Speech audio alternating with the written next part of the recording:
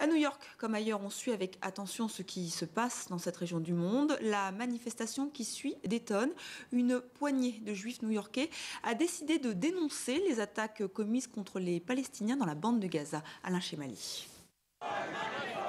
Pas en notre nom, voilà ce que scandaient encore hier quelques dizaines de juifs new-yorkais lors d'une manifestation de 24 heures pour dire non à l'occupation israélienne des terres palestiniennes, non au traitement infligé le mois dernier à la population de la bande de Gaza.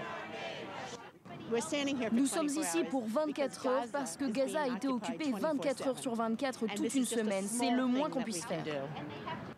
C'est la première fois de toute ma vie que je me prononce en tant que juive et je pense qu'il faut montrer notre soutien aux Palestiniens et montrer aux autres juifs que nous croyons en l'humanité et non que les juifs sont meilleurs que d'autres ou que les Américains sont meilleurs que d'autres.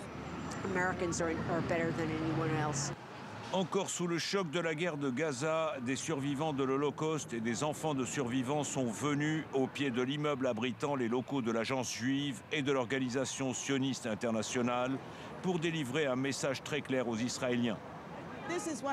C'est une des plus longues occupations en cours dans le monde. Ce qui se passe, c'est que les Israéliens contrôlent les Palestiniens en Cisjordanie occupée. Ils doivent se retirer. Ils doivent donner aux Palestiniens leur autodétermination ou bien cela va durer éternellement.